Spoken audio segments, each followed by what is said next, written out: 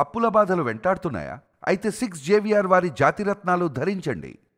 నమస్తే, welcome to మనం TV. Telugu Desam party MLA Amadalavalasa MLA Koona Ravikumar శారీరకంగా మానసికంగా వేధింపులకు గురి చేస్తున్నారంటూ కేజీబీవీ ప్రిన్సిపల్ సౌమ్య కూన రవికుమార్ మీద ఆరోపణలు చేయటం, తర్వాత దాన్ని ఆయన తీవ్రంగా ఖండించడం.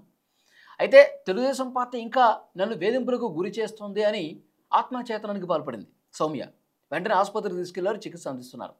సౌమ్య ఏం చెప్తున్నారు? మీటింగ్ల పేరుతో రాత్రి 10-11 గంటల వరకు మీటింగ్స్ ఆన్లైన్లో పెడతా ఉంటారు. ఇష్టం వచ్చినట్టుగా వాళ్ళకి ఎప్పుడు గుర్తొస్తే ఎప్పుడు ఏ విషయం పడితే ఆ విషయం మీద జూమ్ కాల్లోనో ఇంకో ఆన్లైన్ మీటింగ్లో తీసుకొని చాలా అంటే చాలా ఒత్తిడికి గురి చేస్తూ ఉన్నారు, వేధింపులకు గురి చేస్తూ ఉన్నారు. నేను దీన్ని క్వశ్చన్ చేసినందుకే నా మీద అవినీతి ఆరోపణలు వేసి నన్ను ఇక్కడి నుంచి వేరే ప్లేస్కి కూడా ట్రాన్స్ఫర్ చేసే ప్రయత్నం చేశారు. ఇది కరెక్టేనా? కూన రవికుమార్ మీద ఎందుకు మా మీద ఇంత కక్ష పెట్టుకున్నాడు? ఎందుకు మా మీద ఇంత పగ పెట్టుకున్నాడు?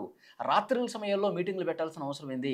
చాలా అంటే చాలా పరుష పదజాలంతో బూతులు తిట్టేవాడు, చాలా దారుణంగా మాట్లాడేవాడు. అర్ధరాత్రి సమయంలో ఫోన్లు చేసి శారీరకంగా మానసికంగా ఎన్నో వేధింపులకు గురి చేశాడని చెప్పి ఆమె మాట్లాడుతూ ఉంది. అయితే కూన రవికుమార్ దీన్ని చాలా తీవ్రంగా ఖండించారు. నేను ఎప్పుడూ కూడా అర్ధరాత్రి సమయంలో ఫోన్లు చేయలేదు, ఎలాంటి మీటింగ్స్ పెట్టలేదు. రాత్రి 8 గంటల సమయంలో అక్కడ తల్లికి వందనం ప్రోగ్రాం ఏ విధంగా జరుగుతుంది, అక్కడ కేజీబీవీలో చదువుకుంటుంటే పిల్లలకు సంబంధించి వాళ్ళ స్థితిగతులు ఏ విధంగా ఉన్నాయి, వాళ్ళకి ఎడ్యుకేషన్ ఏ విధంగా ఉంది, అక్కడ ఉన్నటువంటి కొన్ని ఆరోపణలు ఏవైతే అవినీతికి సంబంధించి వస్తున్నాయో ప్రిన్సిపల్ మీద, వాటిని క్వశ్చన్ చేయడం కోసం, వాటిని సెటరేట్ చేయడం కోసం ఇలాంటివి నేను మీటింగ్స్ కండక్ట్ చేశాను తప్ప ఎప్పుడూ కూడా నేను అసభ్య పదజాలం వాడటం కానీ, ఆమె మీద వేధింపులకు గురి చేయడం కానీ, ఇష్టారీతిన మాట్లాడటం కానీ ఎప్పుడూ నేను చేయలేదు.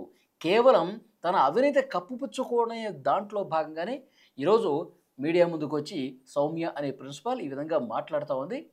వాస్తవాలు అనేవి త్వరలోనే బయటకు వస్తాయని చెప్పి అంటున్నారు. కానీ ఇక్కడ సౌమ్య మాత్రం ఎమ్మెల్యే రవికుమార్ ఎప్పుడు ఎమ్మెల్యే మనుషులు తన దగ్గరకు వచ్చి అడ్మిషన్ల విషయంలో కావచ్చు, లేకపోతే కేజీబీవీలో ఉన్నటువంటి అంతర్గత విషయాలు కావచ్చు, వీటిలో ఇష్టారీతిన జోక్యం చేసుకుంటూ ఇక్కడ మాకు స్వేచ్ఛ లేకుండా, ఇక్కడ మా పనులకు ఆటంకం కలిగిస్తూ, వాళ్ళు చెప్పింది చేయకపోతే, వాళ్ళు చెప్పింది వినిపించుకోకపోతే ఇష్టారీతిన బూతులు తిట్టడం, మధ్యలో ఒక మీడియేటర్ని పెట్టి ఇష్టం వచ్చినట్టుగా అక్కడ మాట్లాడటం, ఇవన్నీ చేశారు. గత కొన్ని రోజులుగా ఇవన్నీ నేను భరించలేకపోతున్నానని చెప్పి సౌమ్య చెప్తోంది.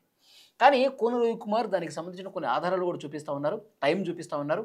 నేను అక్కడ హెడ్ మాస్టర్స్తో, కేజీబీవీలో ఉన్నటువంటి ప్రిన్సిపల్స్ కావచ్చు, ఇతర స్కూల్స్ ప్రిన్సిపల్స్తో, హెడ్ మాస్టర్లతో నేను ఆన్లైన్ అందరితో కలిపి పెట్టాను. మీరు విజువల్స్లో కూడా చూస్తున్నారు.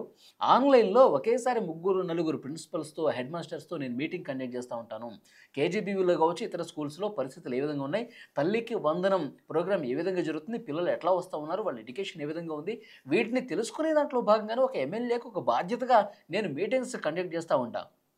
అయితే కొంతమంది ప్రిన్సిపల్స్ ఇష్టారీతిని వ్యవహరిస్తున్నారు, అవినీతికి పాల్పడుతున్నారన్న సమాచారం ఉంది కాబట్టి దానిని క్వశ్చన్ చేస్తూ ఉన్నా. అది కూడా చాలా సందర్భాల్లో సంబంధిత ప్రిన్సిపల్స్ని నేను అడిగాను. డీటెయిల్స్ తెలుసుకునే ప్రయత్నంలో భాగంగా కొంత నేను స్ట్రిక్ట్గా అడుగుండొచ్చు.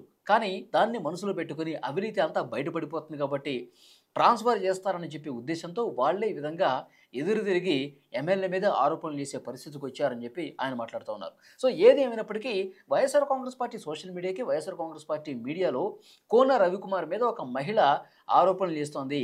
లైంగిక పరమైనటువంటి వేధింపులు కూడా కూన రవికుమార్ అర్ధరాత్రులు ఫోన్ చేసి మాట్లాడుతూ ఉన్నాడని చెప్పి ఆ మీడియాలో విపరీతంగా కూన రవికుమార్ని టార్గెట్ చేస్తూ మాట్లాడుతున్న పరిస్థితి. దీనికి తెలుగుదేశం పార్టీ సోషల్ మీడియా కూడా కౌంటర్ ఇస్తుంది.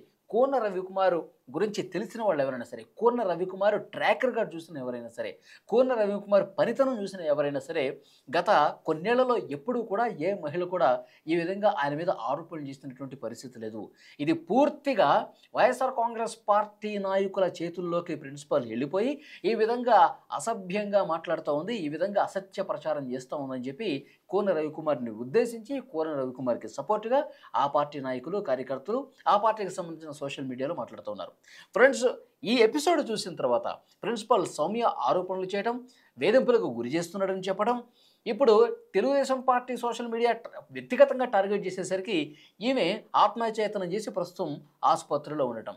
ఈ ఎపిసోడ్ని చూస్తే ఏమనిపిస్తుంది? ఎవరిది తప్పిదం కనిపిస్తుంది? తప్పకుండా మీరు కామెంట్ రూపంలో తెలియజేయండి.